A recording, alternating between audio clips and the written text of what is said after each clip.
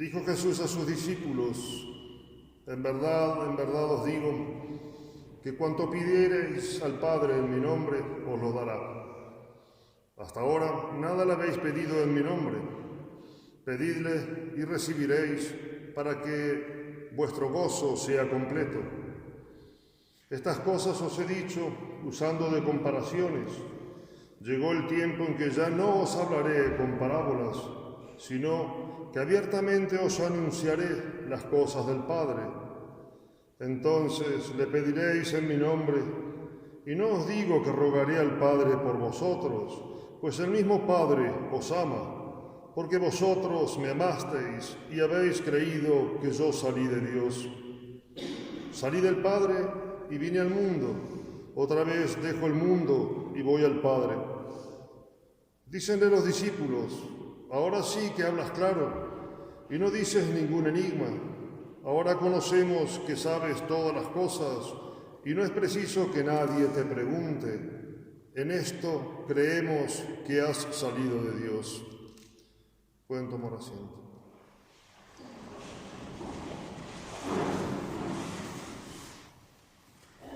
La epístola está tomada de la carta del apóstol Santiago. Carísimos, poned en práctica la palabra divina y no os contentéis con oírla, engañándoos a vosotros mismos. Porque el que se contenta con oír la palabra de Dios y no la practica, parécese al hombre que contempla en un espejo su rostro nativo y que luego de mirarse se va y se olvida al punto de cómo es. Mas quien contemplare atentamente la ley perfecta de libertad y perseverare en ella, no haciéndose oyente olvidadizo, sino ejecutor de la obra, éste será por su hecho bienaventurado. Y si alguno se precia de tener religión sin refrenar su lengua, engaña a su corazón y la religión suya es vana.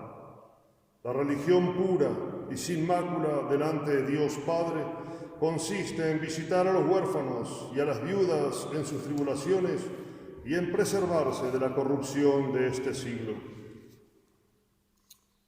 En el nombre del Padre, y del Hijo, y del Espíritu Santo. Amén. Llegamos ya al quinto domingo de la Pascua. Es el último después de la Pascua. El jueves que viene se cumplen los 40 días de la resurrección de nuestro Señor Jesucristo y va a ascender a los cielos por su propia virtud. El Evangelio de hoy está tomado de aquel sermón que dio nuestro Señor Jesucristo en la última cena a sus apóstoles, que fue como una despedida por la pasión que se avecinaba, pero la Iglesia nos lo pone ahora, precisamente porque ya nuestro Señor está por partir y se nota la tristeza en los apóstoles por ya no tener la presencia de nuestro Señor Jesucristo. Nosotros bien sabemos, y la Iglesia nos lo enseña, que nuestro Señor Jesucristo ascendió a los cielos para sentarse a la diestra de Dios Padre y allí estar hasta que venga a poner todas las cosas en orden en el juicio final, pero no nos dejó solos.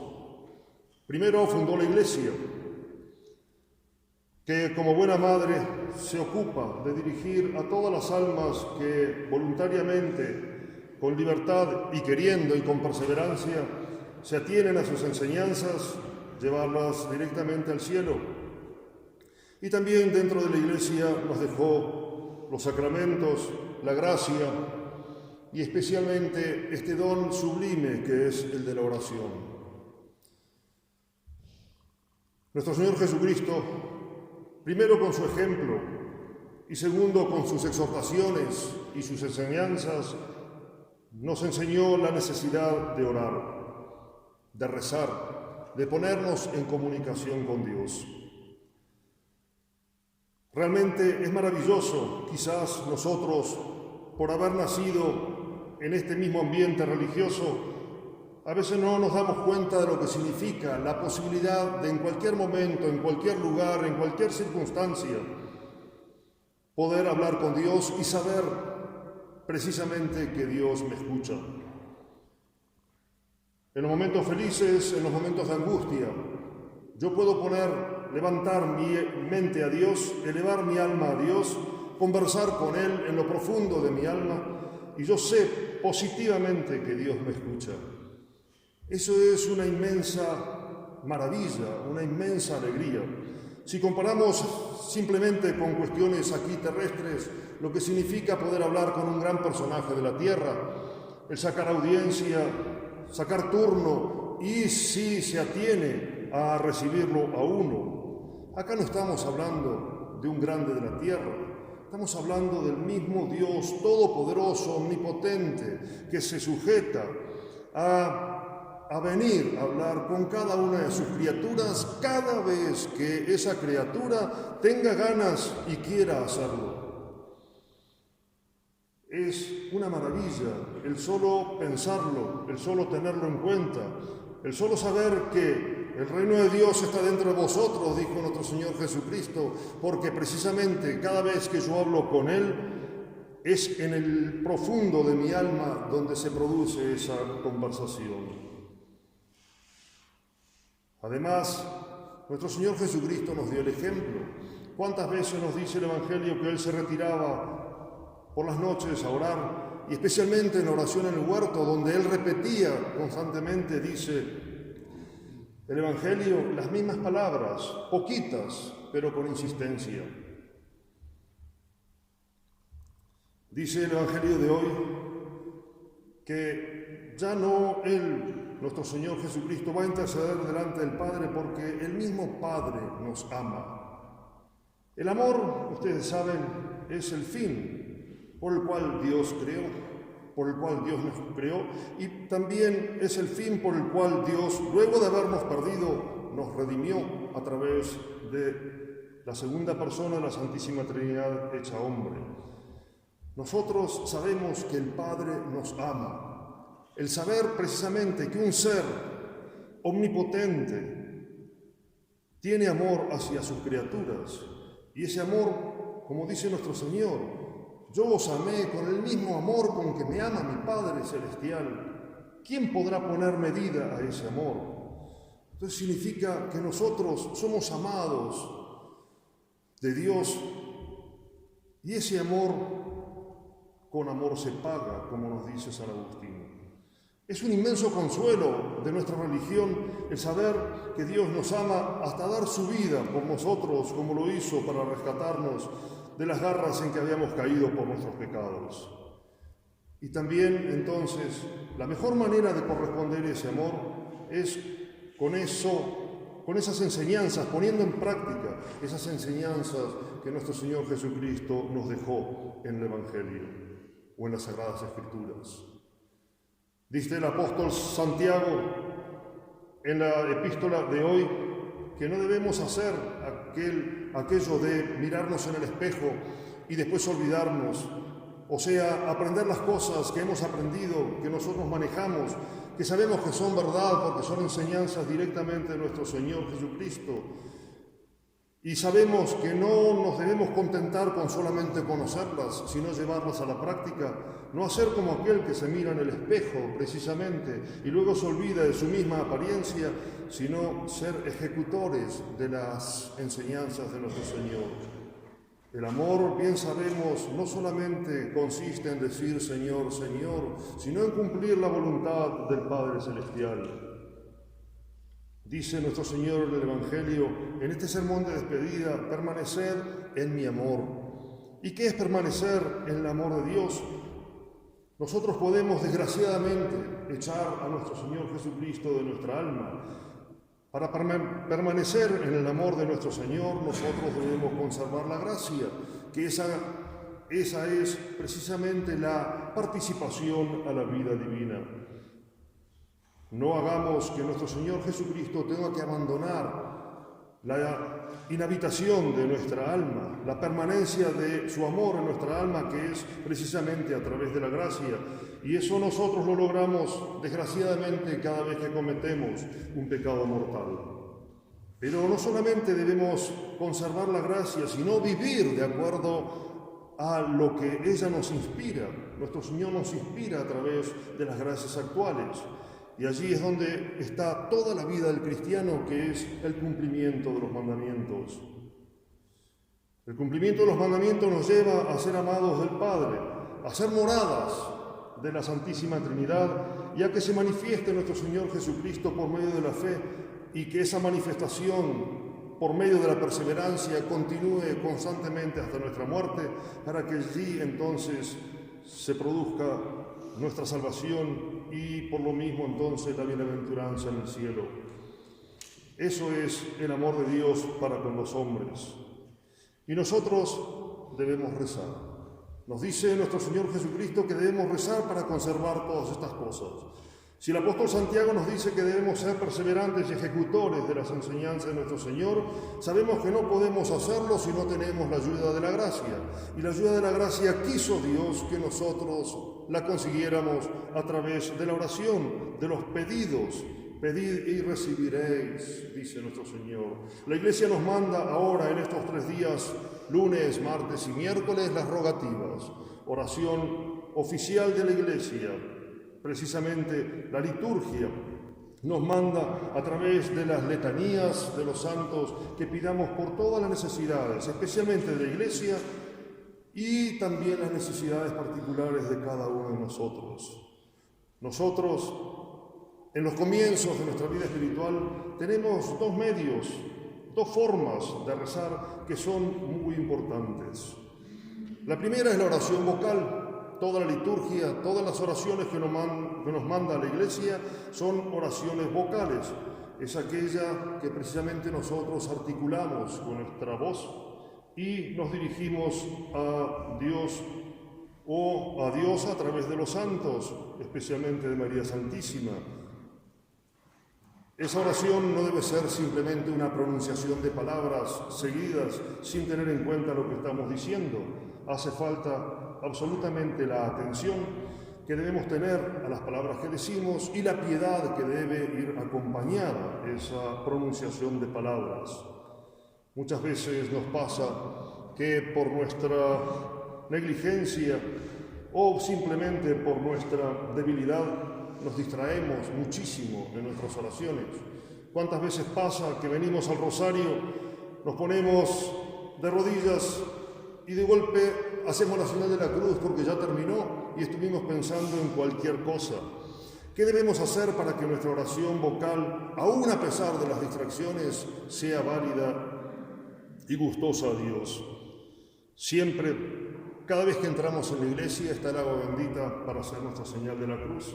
Hacemos la genuflexión adorando a nuestro Señor Jesucristo presente en el Santísimo Sacramento del altar, y allí entonces debemos poner nuestra intención de que queremos rezar, de que queremos poner todo en presencia de Dios, que queremos pedirle cosas buenas para nuestra salvación, para nuestra salud.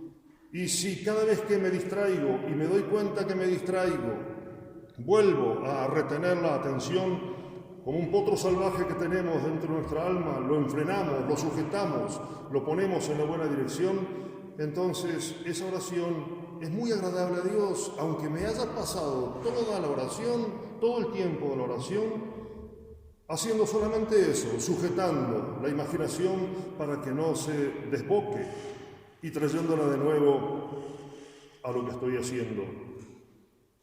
Eso en cuanto a la oración vocal, pero también está la meditación que se llama aconsejada por todos los santos y casi podríamos decir absolutamente necesaria para el crecimiento de nuestra vida espiritual. La meditación es la consideración de alguna verdad sobrenatural para que, razonando sobre ella, mueva la voluntad a tratar de imitarla, de alguna manera hacerla práctica en nuestra vida diaria. Eso puede ser con alguna verdad o simplemente considerar algún vicio, la virtud contraria a ese vicio que yo tengo para poder extirparlo de mi alma, o especialmente también meditar, considerar todos los actos de la vida de nuestro Señor Jesucristo, de la Santísima Virgen, para, como ejemplos que son ellos de nuestra vida, para remarcarlos bien en nuestra alma y decidirnos por medio de los actos y los afectos de la voluntad, a imitarlos.